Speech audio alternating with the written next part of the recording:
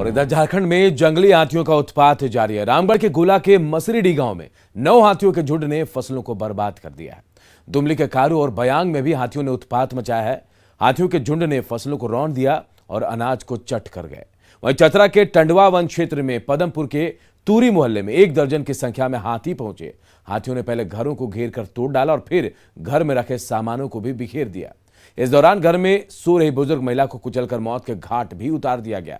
वहीं सिर में गंभीर चोट लगने से दूसरी महिला घायल हो गई। वहीं गुमला में जारी थाना क्षेत्र के जरडा पंचायत के तेतर टोली में जंगली हाथी के उत्पात से लोग परेशान हैं। यहां हाथी ने 2 घरों को तोड़ दिया और साथ ही घर में रखा अनाज चट कर गए हैं।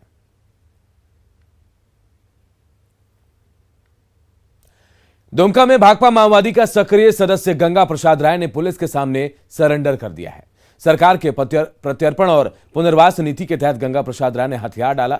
गंगा काठीकुंड के मंजला सरुआ पानी गांव का रहने वाला है। डीआईजी ने कहा कि 2014 से 2021 तक गंगा प्रसाद राय माओवादी का सक्रिय सदस्य रहा। उस पर 2 मामले दर्ज है।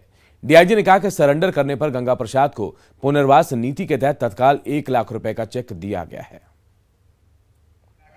शिकारीपाड़ा काठीकुंड भूपी का अंदर सुंदर पहाड़ी इलाके में सक्रिय था और अब तक जो जानकारियां मिली है इनके विरुद्ध 2 कांड दर्ज है।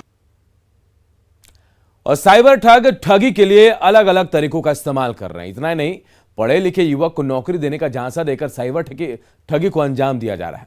साइबर अपराधी फर्जी कॉल सेंटर खोलते हैं जिसमें युवाओं को 10 से 15 हजार रुपए पर नौकरी पर रखते हैं, उनसे ठगी का काम करते हैं और इस दौरान फर्जी कॉल सेंटर में काम कर रहे युवाओं को यह जानकारी तक नहीं होती कि वो साइबर क्राइम के दलदल में फंसे हुए हैं।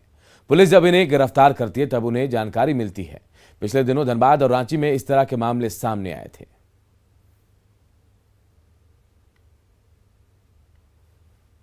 पकड़ते हैं, उनको कुछ नहीं पता होता है वो काम क्या कर रहे हैं। उनका सिर्फ ये रहता है कि हम लोगों को 10-15 दिन के लिए लाया गया है, हम कहीं और काम करते थे और हमने ला करके 10,000 में 15,000 में इस बहुत छोटे छोटे अमाउंट में उनको रखा जाता है। बहुत लोग नए नए आते हैं, उनको पता ही नहीं होता, जब पुलिस जाती है तो उनको खुद नहीं पता होता वो काम क्या कर रहे हैं। उनको अलग अलग काम को झारखंड में 20 सूत्री और निगरानी समिति के गठन को लेकर हलचल तेज हो गई है।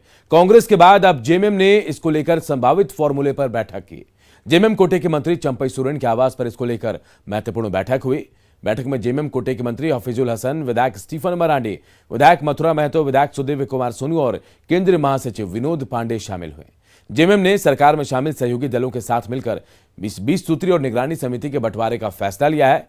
जेएमएम ने पार्टी के समर्पित कार्यकर्ताओं को समिति में जगह देने का फैसला लिया है। हालांकि तय फॉर्मूले पर अंतिम निर्णय पार्टी सुप्रीमो शिबू सोरेन और मुख्यमंत्री हेमंत सोरेन ही लेंगे।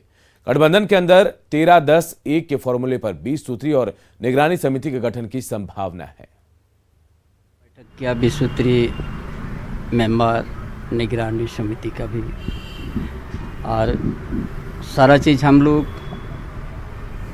कैसे हम लोग बनाएंगे, कैसे सदस्य हम लोग मनोनीत करेंगे, सारा चीज़ हो गया। लेकिन हमारा गठबंधन है, सब ये भी बहुत जल्दी होने जा रहा है। हमारा दल के ओर से भी हम लोग विचार किए कि हम लोग कैसे कैसे मेंबर को किस किस क्षेत्र से हम लोग देंगे, उसके लिए आज विचार था। इसीलिए सारा हम लोग अब ये भी हमारा पार्टी का सुप्रीमो और हमारा मुख्यमंत्री है, उस बीच में फिर हम लोग इस सारा चीज़ हम लोग प्रस्ताव जो है उसको रखेंगे और हमारा गठबंधन के बीच के साथ अंतिम हम लोग चर्चा करके इसको हम लोग आगे बढ़ाएंगे। बुलेटिन में कुछ और खबरें, लेकिन एक छोटे से ब्रेक के बाद जल्द लौटते हैं।